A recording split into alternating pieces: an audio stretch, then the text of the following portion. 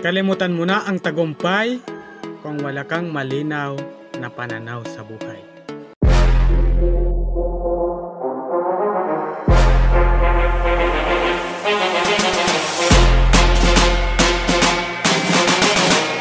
Isa pong mapagpalang araw sa inyong lahat mga kaibigan. Ako po ay nagbabalik para sa inyo. At ngayong araw na ito, meron na naman po akong gustong ibahagi sa inyo. Mga katotohanan na pwedeng magbago ng buhay mo kung ating i-apply sa ating totoong buhay. Nung nakaraang video ay tinalakay natin na ang pinakamahirap na tao sa mundo ay ang taong walang pananaw. At natalakay din natin na ang pinakabigong tao sa buong mundo ay ang taong mayroong pananaw pero hindi niya alam kung paano niya maaabot yung kanyang pananaw sa buhay. At ngayong araw na ito, gusto kong i-share sa inyo, gusto kong ibahagi sa inyo ang ilang pamamaraan para maabot po natin yung ating tagumpay, yung ating gustong marating sa buhay.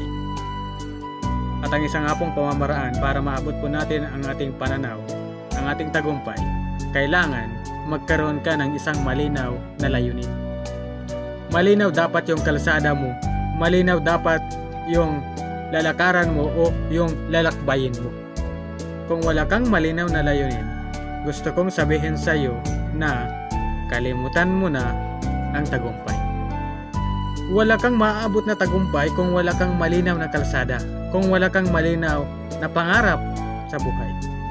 Ang ibig ko lang sabihin mga kaibigan, kung wala kang malinaw na pananaw, hindi mo dapat hintayin ang tagumpay. Kasi hindi darating ang tagumpay kung wala kang malinaw na pananaw sa buhay. Wala kang malinaw na layunin.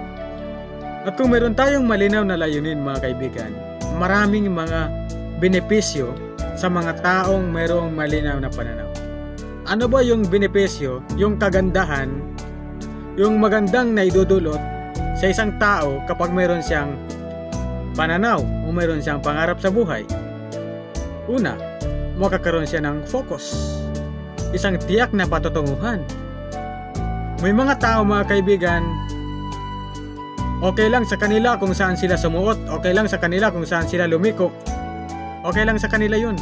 Kasi wala silang pananaw, wala silang kalsada na nilalakaran. At kung mayroon kang malinaw na pananaw, magkakaroon ka ng isang focus at tiyak na patutunguhan. Alam mo yung kalsada mo, alam mo kung ano ang hindi dapat gawin, alam mo kung ano ang mga dapat gawin kasi malinaw, kasi alam mo yung kalsada mo. Pangalawang kagandahan kapag mayroon kang malinaw na pananaw, mapipili mo lahat ng mga taong magkakasama mo. Sa pag-abot mo sa iyong tagumpay, sa iyong pangarap, kailangan mo ng tao. Pero gusto kong malaman mo na hindi lahat ng tao kailangan mo.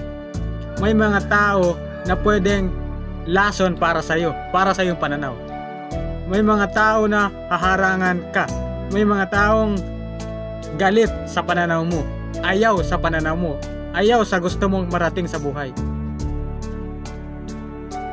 Kaya kung mayroon kang malinaw na pananaw, mapipili mo kung sino-sino mga tao ang dapat mong makasama.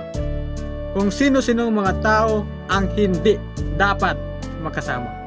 Yun po yung kagandahan mga kaibigan kapag mayroon tayong malinaw na kalsada o malinaw na pangarap sa buhay. Pangatlo, magkakaroon ka ng disiplina sa iyong sarili. Yung dating ginagawa mo, kung wala ng kaugnayan sa pananaw mo, hindi mo na yan gagawin. May mga trabahong bukas at saktong-sakto sa mga kakayahan mo, yung oportunidad na yan, mga opportunity na yan, hindi mo na yan papasokan kasi meron ka ng malinaw na pananaw. Kung meron kang malinaw na pananaw, magkakaroon ka ng disiplina sa iyong sarili.